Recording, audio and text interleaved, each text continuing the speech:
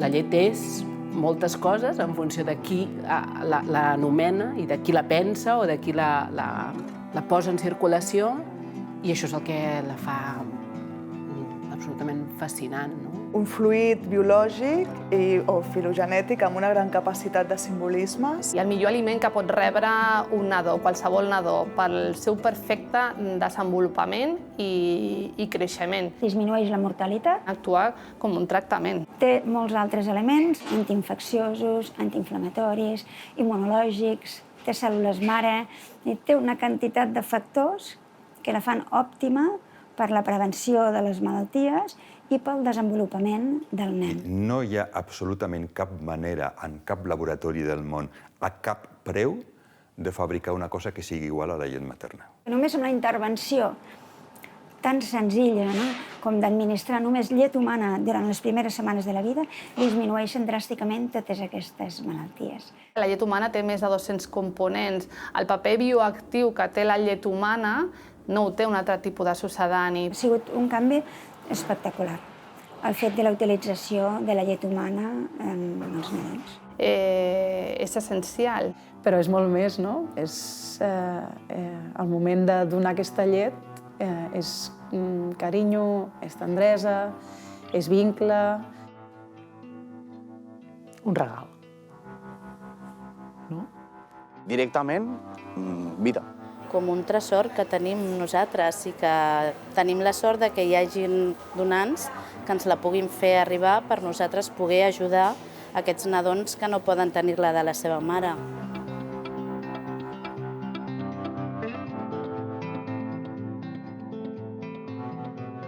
Soc donant perquè vaig veure la meva neboda que va néixer 2 mesos abans i la vaig veure dintre de la incubadora. Vaig veure que prenia des d'una xeringa una quantitat petita que em van dir que allò era llet d'altres mares.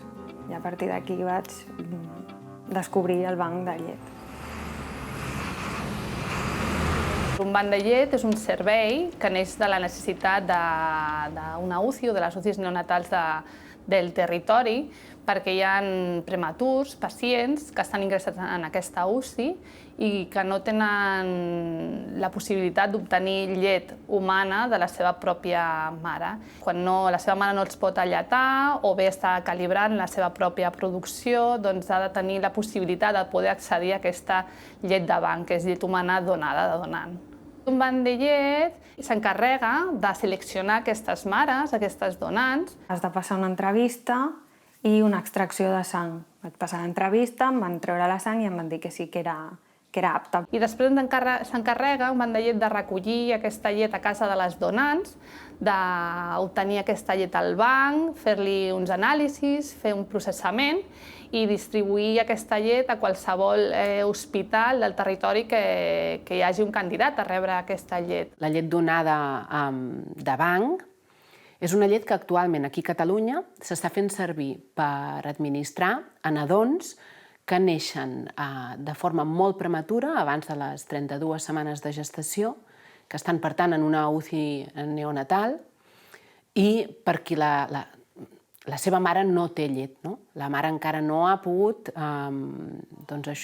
començar la seva pròpia producció de llet, no li ha pujat la llet, y llavors necesitan llet de mare donant. La situación se fue agravando y nos dijeron que como máximo llegaría a la semana 30 del embarazo, el cual tenía que ser interrumpido a causa de la enfermedad esta, porque podría correr peligro la madre y peligro el bebé también.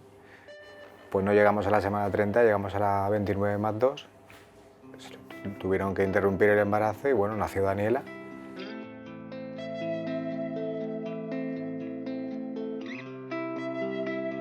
La indicació que no qüestiona ningú és la del gran prematur. Gran prematur nosaltres considerem nens nascuts per sota de les 32 setmanes d'edat gestacional o per sota dels 1.500 grams de pes. El pes també és un condicionant important. A día de hoy, Daniela Estuvo pesando 1020 gramos cuando nació, perdí un poco de peso. Ahora ha vuelto a recuperar y ya está en 1400, llega casi al mes, en 2 días, y todo ha sido gracias a alimentación prácticamente de leche de banco. Llavors hi ha altres indicacions, no? I que a vegades les hem de batallar una mica més, però que també existeixen. Com, per exemple, un nen pesa 1,6 kg, no és menys d'1,5 kg, és 1,6 kg, però és un nen a terme de 41 setmanes. Això vol dir que ha tingut un retard de creixement intrauterí molt sever i aquest nen té un altíssim risc de malaltia a nivell intestinal i la llet millor per ell és la llet humana. Sabem que només s'administra en aquests nadons, en aquests infants que han nascut de manera tan prematura, per una qüestió de disponibilitat, no? És un recurs limitat, n'hi ha poca, i llavors es prioritza, aquí es prioritza aquests nadons que són per als quals hi ha més evidència científica que el canvi entre rebre aquesta llet i no rebre-la és molt significatiu. Tots els nens que han tingut o que han patit cirurgia de tipus intestinal o altres tipus de cirurgies, malalties immunològiques, al·lèrgies severes en nens determinats també. Aquestes serien algunes de les indicacions a banda de la prematuritat que sovint rasquem, no? I que intentem lluitar per aconseguir la llet donada. Implica una donant que decideixi donar, que pugui donar, i que pugui, no perquè s'extregui llet i en surti, sinó perquè hi ha d'haver un conjunt de circumstàncies. Sabem que la donació de llet comporta un gran esforç i el que volem és que aquesta llet estigui a la millor qualitat, perquè després d'aquest esforç aquesta llet pugui arribar a un nadó prematur. Llavors, a les mares, quan estan a casa, perquè l'extracció o la donació la faran a casa, a diferència d'altres donacions que es fan aquí al Banc de Sang i Teixits, doncs la mare és la que liderarà l'extracció d'aquesta llet o d'aquesta donació. Quan tu et fas donant, el que has de tenir molta cura, no? Tu has de ser molt conscient, i així també t'ho expliquen en el moment en què et fas donant, que aquesta llet que dones ha de tenir, te l'has d'extreure, atenent a uns mínims requeriments de tipus sanitari, si ho vols dir així, perquè els destinataris d'aquesta llet són nadons prematurs que, per tant, que fer-ho malament no pot posar en risc la seva salut. Està clar que tot això va ser uns controls per part del banc de llet i ets conscient que no arribarà a causar un impacte negatiu. I es desplegui tota una cadena tecnològica que farà que aquesta llet que es treu a casa aquesta mare arribi a una UCI neonatal. Per tant, és escassa, n'hi ha poca, per això només arriba a aquests nadons, però sabem, i de fet comencen a demostrar cada vegada més que efectivament seria bona per molts altres infants.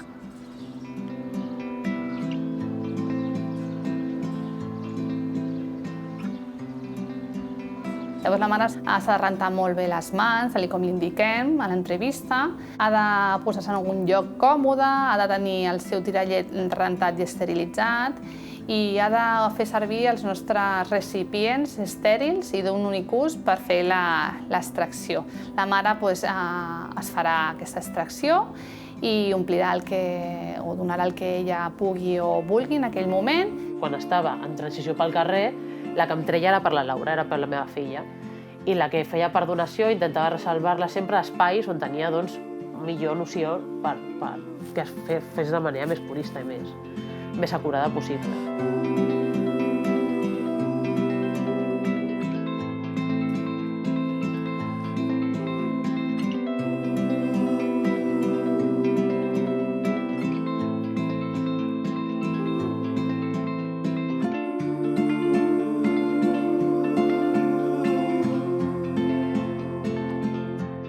Identificar aquest recipient amb el seu nom, també amb la quantitat, el volum de donació que ha omplert i la data de l'extracció, i ho congelarà directament.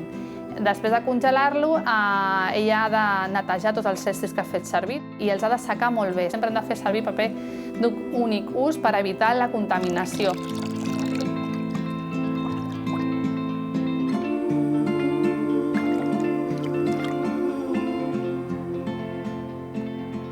qualsevol extracció pot estar contaminada perquè estem envoltats de microorganismes i que això també forma part de l'alimentació de qualsevol nadó, però en el nostre cas, i vull dir que no és perillós pel consum o per qualsevol lactància amb el teu propi bebè, però nosaltres estem parlant d'un prematur en una situació crítica. Tot aquest procés d'extracció no és el mateix que tu segueixes quan et vols extreure llet per fer lactància diferida al teu fill perquè te'n vas i vols que algú li doni aquell biberó, no? I en principi han de tenir aquesta llet conservada a casa seva no més de 4 setmanes, no més d'un mes. Ens han de trucar al banc de sang i teixits, a l'equip d'atenció a la donant, i li gestionarem una recollida en els propers dies i li passarem a recollir aquesta llet per casa.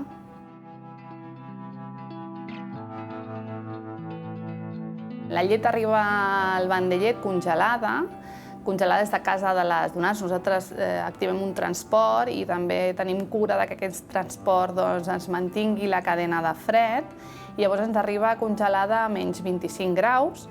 Nosaltres aquí la registrem i la guardem fins que entra en un procés. El que fem és una descongelació natural a una cambra de 4 graus durant 24 hores.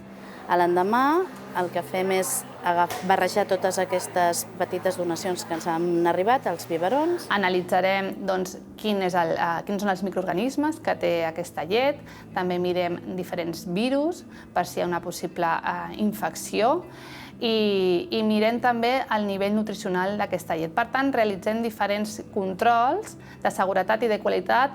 I si tot és correcte, el tercer dia el que fem és pasteuritzar aquesta llet. I és en aquest moment, quan acaba la pasteurització, quan nosaltres també analitzarem aquesta llet. Per comprovar que tot sigui correcte abans de poder preparar-lo per enviar a les UCIs neonatals.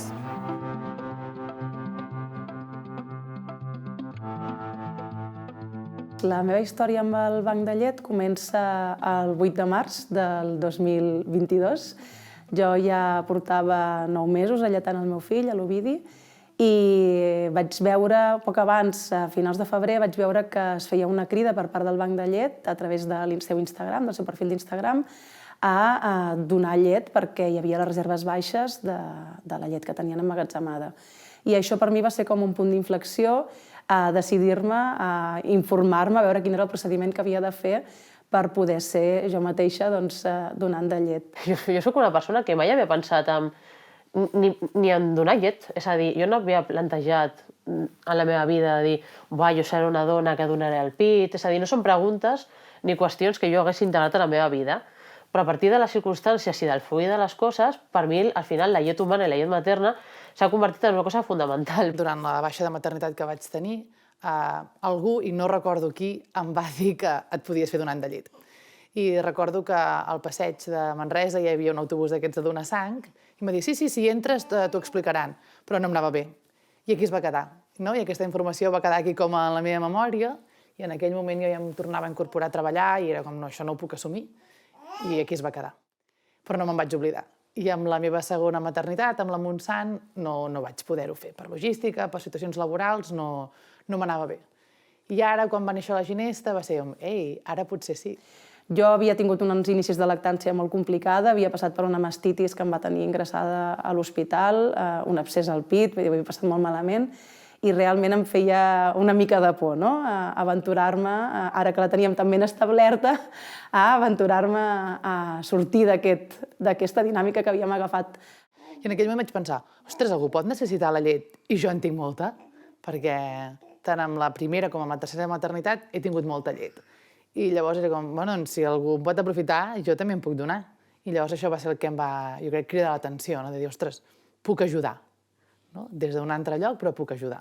Una de les llevadores especialistes en lactància materna de l'hospital, quan mirava com el nen mamava, per veure si hi havia algun problema, va dir en un moment, ostres, quanta llet que té aquesta noia.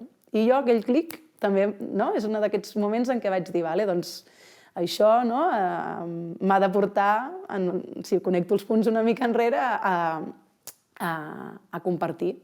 La latogènesi 1, que és la maduració de la glàndula mamària, es desenvolupa a partir de la setmana 16 de gestació. Per tant, qualsevol interrupció del part o mort intrauterina a partir d'aquesta latogènesi 1, a partir d'aquesta setmana 16, doncs farà que la mare hagi o no nadó desenvolupi la lactància. Vaig tenir un bebè que va morir per circumstàncies i durant aquest procés doncs, no vaig poder... Bueno, vaig descobrir el que era la donació. És realment una situació una mica desagradable, no? Que no és la més típica, però en aquest procés en el que el meu bebè va morir, doncs a mi em van donar les pastilles, la cabergolina, per tallar la llet sense consultar-me. La situació en aquesta donació de llet es dona en circumstàncies de dol, no? És a dir, quan una mare ha perdut el seu nadó i decideix donar aquesta llet a altres. A mi em parla també de la potència simbòlica de la llet com a substància i de la donació de llet a altres infants, no? És a dir, estem parlant d'una pràctica, no? De la donació de llet que permetria, o que ha permès a algunes dones transitar per al pitjor dol transitable, no? Que és la mort d'un fill o d'una filla. Llavors, poder pensar que aquesta pràctica, o poder veure com aquesta pràctica ajuda a les dones que passen per aquest procés d'una manera millor, que és molt bèstia. Quan vaig tenir la meva segona filla, el 2019, era una cosa que jo tenia al cap. És a dir, em va quedar com l'espineta de dir uau, si jo hagués donat llet per altres bebès, que els haguessin pogut utilitzar i el context hagués sigut diferent. Ens permet, aquest tipus de donació, poder obtenir aquesta llet especial que parlaven, aquest calostre, aquesta llet de prematur o aquesta llet de transició que és tan necessària per a aquests pacients. Jo crec que és una espècie molt particular, la de la donació i la lactància en dol, i que depèn molt de les mares, però sí que crec que una sensació que és comuna quan parles amb les mares que han tingut aquesta circumstància és que t'ajuda d'alguna manera a veure una utilitat. Perquè al final, no sé com dir-ho, però totes les morts, un efecte molt típic és intentar donar-li un sentit, a dir, la vida dels bebès és breu, han arribat a aquest món i tu dius, bueno, què podem treure d'aquest procés? I el tema de la donació és una cosa que fa que les mares diguin mira, ha passat el que ha passat, és dramàtic perquè és dramàtic, però li puc donar un sentit a aquesta curta existència d'aquest bebè a través d'ajudar altres.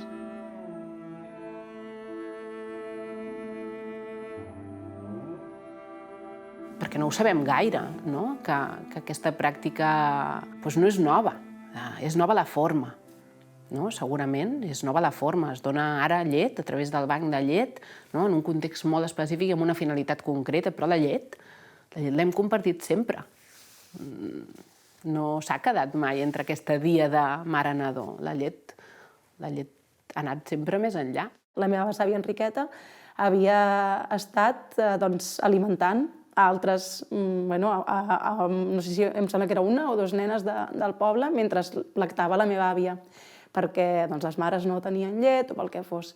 I la meva àvia això sempre m'ho havia explicat, molt abans que jo decidís tenir fills, o que sapigués què era ser una germana de llet, o tenir germans de llet. L'Ovidi, igual que ella va tenir en el seu dia, doncs podia tenir germans i germanes de llet.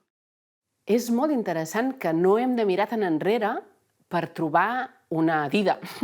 És a dir, i jo quasi que proposaria que pregunti, que la gent pregunti, a les que tinguin oportunitat a les àvies, les que puguin anar més enrere a les besàvies o a gent gran, que hi hagi al voltant, perquè jo el que he descobert és que les dides estan encara molt presents en la memòria de les dones, de les dones d'avui.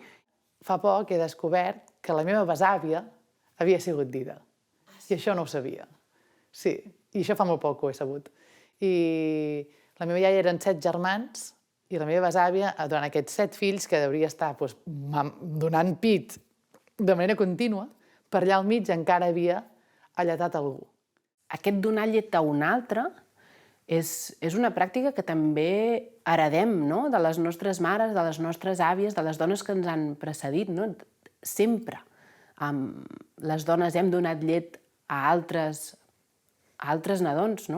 i altres dones, diguéssim. No? Ha sigut una manera, una forma de relació entre dones també, no? Aquest alletar el fill d'un altre. Hi havia, d'una banda, les dides oficials, és a dir, aquesta dona no dona el pit i una altra està contractada per donar-li al seu fill, però també hi havia l'intercanvi casual, és a dir, vius al costat de la teva germana, la teva cunyada, i si has de sortir li deixes el nen i li dona el pit, cap problema. D'alguna manera em sentia com que donant aquesta llet era com una dida moderna, no? Una dida 2.0, no? Algú que es treu la llet i després algú en podrà gaudir.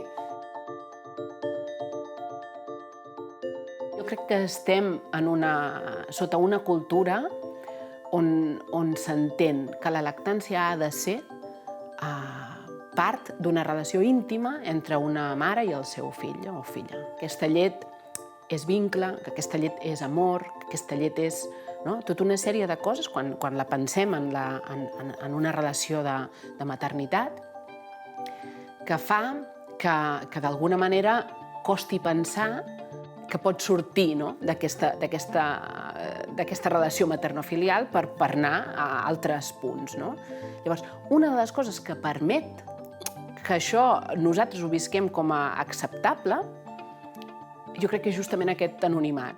I sabem que és un líquid amb molta riquesa, és a dir, que és molt necessari per la nostra criatura, i obviem, diguéssim, tota aquesta altra vessant d'aquest líquid, que és la seva capacitat d'establir vincles. Les donants donen perquè volen i perquè poden, i ho fan de manera anònima, és a dir, donen al banc, és a dir, no donen a un receptor concret, i la persona que rebrà, aquest pacient, també rep una donació anònima, és a dir, una llet que no ve d'una persona concreta, no sabem de qui ve. Prèviament no era així, abans no era així, però ara pensar aquest alletar a un nadó no propi, per raons culturals, es fa molt més difícil. Llavors, jo crec que l'anonimat ajuda d'alguna manera a que això pugui ser possible. Jo crec que hi ha una part altruista, no? A mi des de sempre, no sé, soc educadora social i per tant crec que sempre hi ha una part de voler participar d'aquesta societat i en el fons també hi ha una mica esperit escolta, de deixar aquest món una mica millor de com l'hem trobat. És un lema dels escoltes, que pot quedar una mica idíl·lic, però que en el fons cadascú, des del seu lloc, sempre pot fer alguna cosa perquè la societat vagi una mica millor, deixar que la nostra empremta sigui positiva. I llavors és ostres, si jo puc ajudar d'alguna manera amb algú, per què no fer-ho? Evidentment, si a mi no em costa un esforç terrible. I llavors, fruit de les maternitats, la meva implicació en l'àmbit social s'ha reduït moltíssim. No tinc temps d'involucrar-me en mogudes socials que m'agraden molt, però és ara no puc. Llavors, crec que no va ser un fet conscient, però que després quan m'aturo i miro endarrere dic «Uau, en el fons hi ha això, què és el que em mou?» Doncs que d'alguna manera participo en aquesta vida social, en aquesta cosa altruista d'ajudar-nos els uns als altres, de si puc fer alguna cosa per tu, doncs som-hi. I quan reps el missatge del banc de llet dient gràcies per formar part, la teva llet, avui hi ha un nadó, és com, que bé. I quan tens tan clars beneficis i quan veus la gent que pots ajudar i quan saps el drama que hi ha a l'altre costat de la gent que no pot tenir llet materna, doncs és molt fàcil, perquè el dia que estàs més cansat penses «Buah, ja, però és que aquesta persona no podrà tenir llet, és que si no dono tal, és que què faré?» A mi no em costa res, és un esforç molt mínim pel gran benefici que estàs provocant. Doncs esperes, una reciprocitat, sí? Encara que sigui social i encara que sigui difusa. I en el fons, quan ella diu jo m'imagino el fill o filla o el nen o nena que rebrà, m'estic imaginant a mi si jo fos la que ho rebo o la que pogués necessitar en algun moment donat, i està bé. Tenia un mes i vaig patir aquesta mastitis que em va portar fins i tot a ingressar a l'hospital. Vaig veure amenaçada aquesta lactància.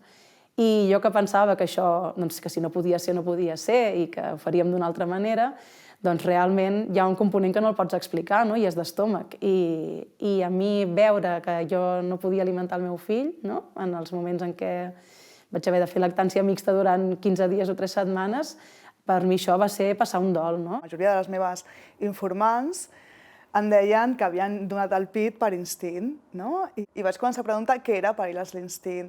Els discursos que em donaven sobre què és l'instint, veies que era pues a mi l'instint m'ha portat a fer això i no fer l'altre, i a una altra dona li portarà a fer no sé què. I a més de dir, faig això perquè ho desitjo, faig això perquè em convé, faig això perquè m'és còmode, que em poden acusar d'egoista, doncs faig això perquè em surt de l'instint. I el problema i el perill de l'instint com a discurs és que pot crear condicions de culpa. Si jo no sento allò que crec que haig de sentir, em puc sentir culpable per no sentir-ho, i en el fons la culpa... Rivalitat, claro. Clar, i l'ideal matern és inassumible, perquè és una cosa i és la contrària. Si dones el pit, per què el dones? Si no el dones, per què no el dones? Si dones amb el teu fill, per què dones amb el teu fill? Si no dones, per què no dorms? Si con el primero hace 6 meses y con el segundo 2 años. La qüestió és que mai encaixaràs a l'ideal de maternitat, perquè en el fons està pensat perquè no encaixis, perquè el dispositiu és la culpa. El control social es crea a partir de la sensació de culpa. És cert que hi ha una qüestió de voluntat o de desig, però que aquest desig requereix d'unes condicions materials per efectuar-se. No només perquè avui podré ser donant. No arribo. Tinc 2 fills, a les nits no dormo, treballo, vull tenir vida com a dona més enllà de la maternitat. I era no tinc més temps per treure'm llet, ni energia. Doncs si un dia has de fer un biberó de llet de fórmula, no passarà res. La donació de llet és una donació que implica molt de temps. Si jo estigués sola tot el dia, amb un nadó acabat de néixer, tampoc és viable. L'altra cosa és l'espai. No es pot fer a qualsevol lloc. És a dir, necessitem poder bullir uns potets on posarem la llet, esterilitzar el biberó, que també necessitem aquest mateix, necessitem una nevera, un congelador, on posar la llet una vegada l'haguem tret. És a dir, tota una sèrie de requeriments físics que és que pràcticament quan ho preguntem només es donen a casa. I ara ve la pregunta, qui és a casa després del quart mes d'aquest nadó, quan l'Estat ens dona una baixa de 16 setmanes? Qui està a casa? A vegades s'invisibilitza el treball corporal que representa la criança. Es posa la criança amb els ideals de l'amor com si fos algú ahir. Però estem en una societat on no és fàcil, ser dona, on no és fàcil donar el pit i on encara menys fàcil és trobar el temps i l'espai per fer una extracció de llet. I que sí que aquí hi ha una part que pot estar lligada amb un sacrifici. Treure't llet és que no ho pots fer quasi enlloc. I extreure llet pel banc de llet, que requereix unes mesures higièniques extremes, doncs menys. Perquè moltes vegades amb elles les exclou, perquè no totes poden al principi, no? I se senten com a molt perseguides. Has portat llet, no n'has portat, quanta llet has portat, només se senten bé les que poden portar molta llet. És estigmatitzar molt, amb això hem de ser molt curosos els professionals i hem de valorar molt el que és la lactància materna, en paraules grans, no només la llet, per dir d'alguna forma. La lactància no és instintiva, no? La lactància s'aprèn i en el meu cas va portar una sèrie d'entrebancs dels quals vaig haver d'aprendre a encarar-los, ¿no? y a gestionarlos. La lactancia materna tiene que ser querida. Sí, ya sabemos que sería lo mejor, ¿sí? Ya lo sabemos, pero tiene que ser querida por parte de una mujer. Y esta mujer tiene que ser apoyada por sus familiares, tiene que ser apoyada por parte de profesionales que sepan com acompanyar-la. Tenim, per una banda, tots els estudis científics que ens diuen que, hòstia, que el que surt dels nostres pits és brutal, no? I cada vegada més, no? Perquè ara ja no és un aliment, sinó que és una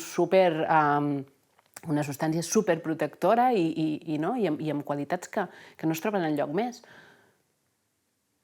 Però com es trasllada això a la vida d'aquestes mares que decideixen contribuir o donar aquesta llet? És que, en el fons, com és important un suport durant una baixa de maternitat, o en aquell puerperi que dura el que dura, però com també és important tenir un suport a casa perquè tu, com a dona, et puguis implicar en alguna moguda social. Que en aquest cas la meva moguda social és ser donant de llet. No es podria, no ho podria fer. Suposo que hi ha moltes mares que tenen la seva intenció de fer-ho i no poden. Si m'hagués hagut d'incorporar a les 16 setmanes, com tantes altres dones, a la vida laboral, ja no m'ho hagués ni plantejat. I aquí tenim tots un repte i molta feina a fer perquè soc conscient que sóc una privilegiada i que no tothom té aquesta sort de tenir un entorn laboral fàcil, idíl·lic, flexible, un entorn familiar a vegades, no? que et doni la seguretat per poder mantenir aquesta decisió al llarg del temps. I per tant és com, i quina sort la meva. I en soc conscient, de que això és una sort i un privilegi i que no tothom el pot tenir. I això condiciona molt el tipus de criança que pot ser amb els teus fills. No? Perquè jo hi soc. No podem seguir pensant que el que juga en la donació de llet al banc és la voluntat d'una dona que té molta llet. No? Perquè no és això. El que s'està jugant en la donació de llet, en aquest cas, és un sistema que no prioritza les cures, no? Que no prioritza que les dones puguin tenir el temps i l'espai per alletar a les seves criatures, a les nostres criatures, perquè al final com a societat són les nostres criatures, i que això no sigui prioritari perquè té una relació directa. I té una relació directa perquè trobem mares donants que es diuen jo avui, però no puc perquè he de treballar, no puc perquè no tinc l'espai necessari a la feina, no puc perquè no arribo. I això és una responsabilitat social també. Si volem assegurar alletaments exitosos i volem donar també, volem incentivar que es produeixi la donació de llet materna, hem d'assegurar unes condicions que van més enllà de donar una bossa amb un tirallet i d'explicar quines són les instruccions. Que sí, que certament encara falta molt, hi ha molta feina per fer. No hay un espacio concreto para la crianza, por lo tanto, para que las mujeres puedan amamantar en el medio de la calle de una forma segura, no segura porque están haciendo algo de peligroso, segura porque pueden tener también otros hijos e hijas, ¿no? Y entonces necesitan un espacio más recogido para poder quedarse tranquila y amamantar. Pero claro, nuestras ciudades no están pensadas para el cuidado y esto otra vez, ¿no? Es una realidad que excluye, ¿no?, de la participación de las madres en determinadas épocas de su vida en el espacio colectivo y público. El tema de l'extracció de llet és un tema que s'obvia a la majoria d'entorns, no? Abans també comentàvem el fet que, per exemple, en un hospital que hi ha moltes dones que estan alletant els seus fills, encara hi estan treballant perquè estan incorporades, no? No hi ha un espai adequat. No ho feia a la sala de profes. No em treia la teta allà al mig i el tirallets. Llavors teníem una saleta petita i a vegades em posava allà, però si algun dia havia entrat algú per aquest altre havia sigut molt incòmode, era com, que no, o sigui, que m'estic traient llet, que pots entrar, que podem xerrar, no? I per l'altre havia sigut realment incòmode. Llavors algun cop m'havia tancat al lavabo. Seria capaç d'aixecar-me de sobte la samarreta i donar el pit al mig del mercat, no? I això m'ho havia plantejat, perquè era com, seré capaç de fer això? No sé si seré capaç de fer això. I és que el meu fill no tenia ni 3 dies quan va sortir i a la primera de canvi ho vaig fer, i mai més m'ho he plantejat. I li he donat el pit a tot arreu i quan es fan més grans ja ni controles perquè t'aixequen el jersei d'una banda, te l'aixequen de l'altra i dius, sisplau, no em despullis en públic. Però sí que és veritat que és un acte que potser també la mirada dels altres el veu com a més natural, cada vegada més per sort, que no m'imagino extraient llet en públic, la veritat, pel tema potser d'aquesta interposició del que és la màquina. Hi ha una doble contradicció. Per una part, el pit és algo erotitzat pel plaer masculí, amb el pit es ven tot, s'usa publicitat d'un desodorant, sale un pecho y dices, ¿para qué? O de un cotxe, i surt la dona hipersexualitzada, però en canvi, quan tu mostres els pits com a acte nutrici, ve tota una sèrie de mandats que te'l tapis. D'escàndalo. D'escàndalo, també, perquè clar, si aquest pit nutrici es veu com a nutrici, deixa de ser eròtic. Tota la vida s'ha fet teta. Malgrat amb algú li peta el cap quan et treus el pit. Però, escolta, senyor, perquè normalment són senyors, faci un exercici. Miris, i miri què se li remou. Però treure llet, quan ho hem fet, treure'ns llet en públic? Si és que no calia, no? I per tant haurem de fer un aprenentatge com a societat. Però és heavy. Trobo que és difícil.